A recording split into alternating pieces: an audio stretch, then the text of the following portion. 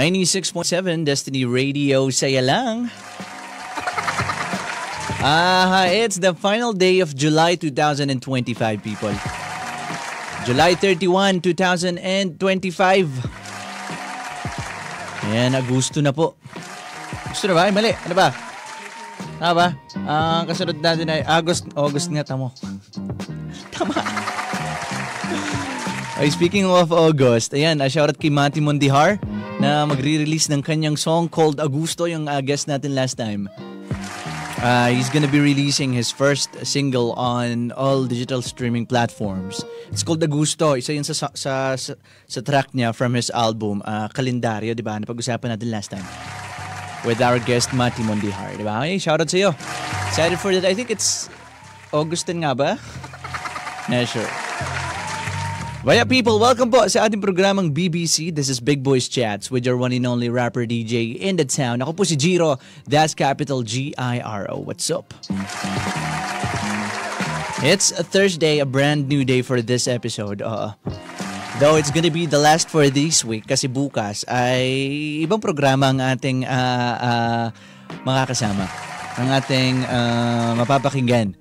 Bukas meron tayong programang Homegrown, di ba? Your Home, Their Stories on Air.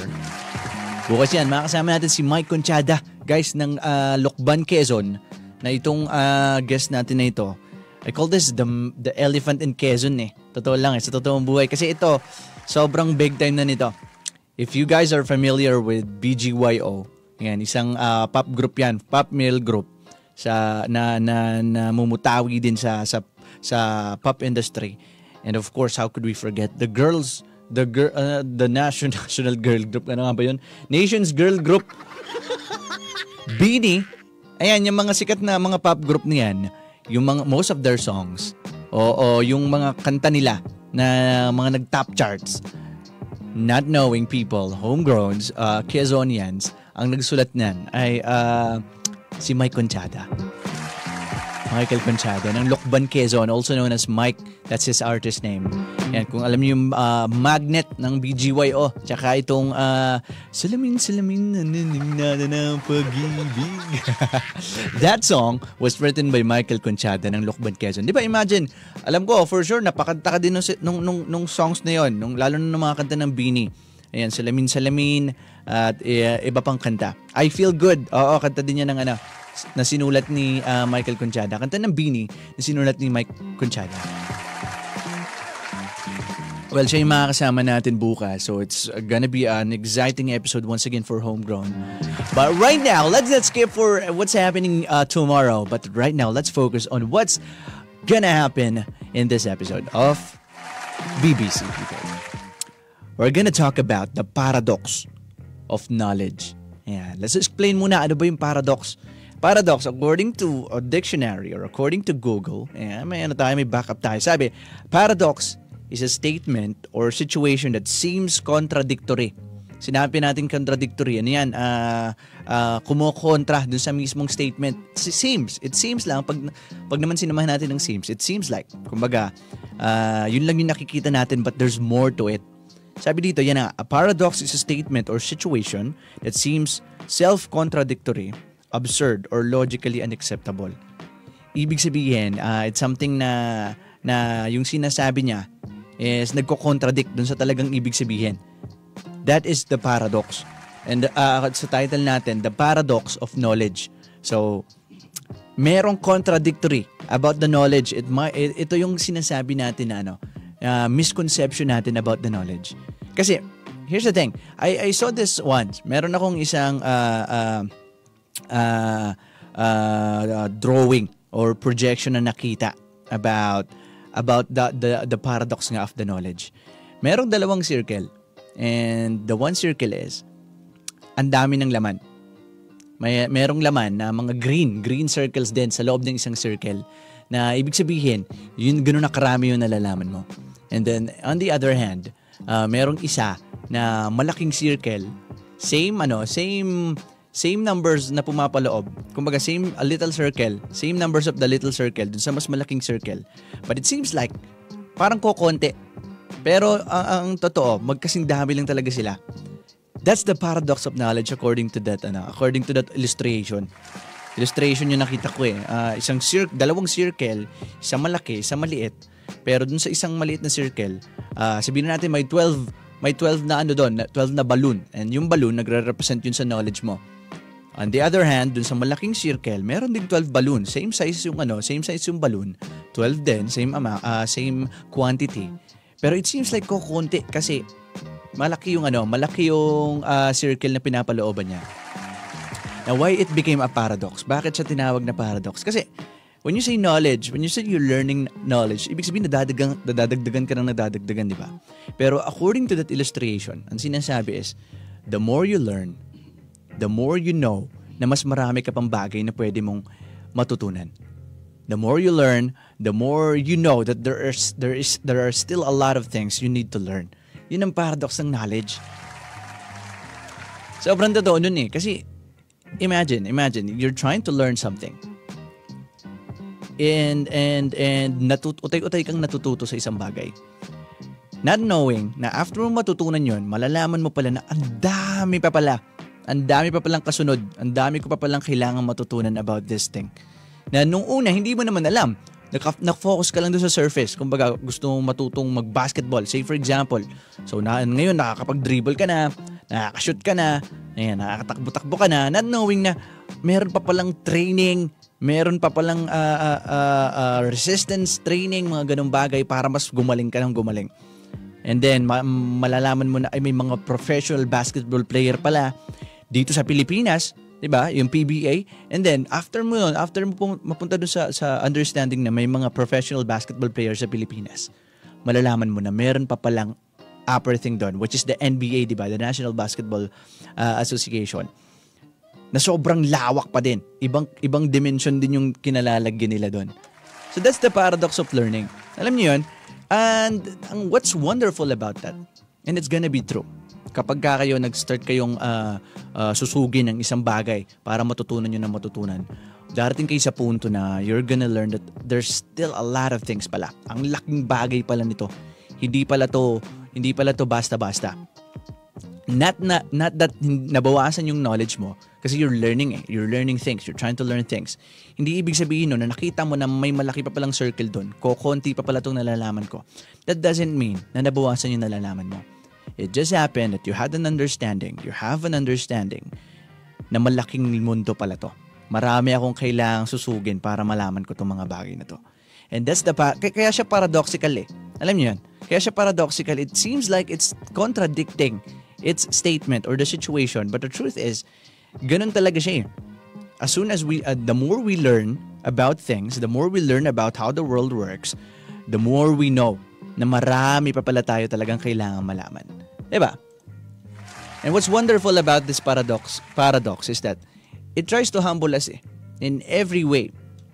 It humbles us in a way na kapag ang dami na nating alam, ang dami na nating nalalaman, it tried to tell us na, dahil nga magkakaroon tayo ng understanding na ang dami, as soon as you learn, mas marami ka pa palang pwedeng alamin. Mas malaking mundo pala itong ginagalawan ko. It humbles us na nalalagay sa puso't isipan natin na hindi pa ako magaling.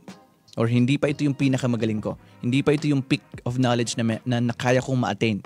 It humbles us in that way.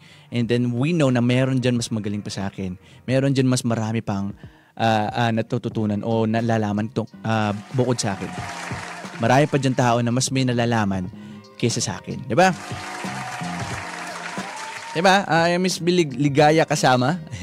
Nag-comment siya sa ating Facebook Live. Sabi ni Miss Ligaya, saan yung mouse natin?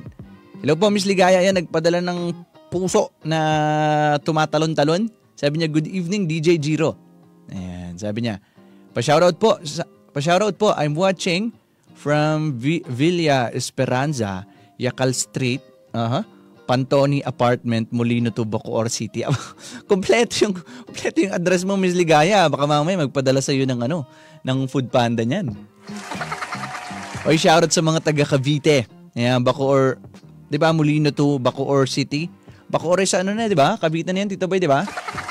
Oy, shoutout sa mga taga Bacoor City, ayan, sa Molino. Actually, sobrang familiar sa akin. Molino, I think sa Cavite nga, I've been there. I think meron akong mga kamag-anak dyan na nung bata ako napuntahan ko. Shoutout sa mga taga Cavite and shoutout sa iyo, Miss Ligaya kasama.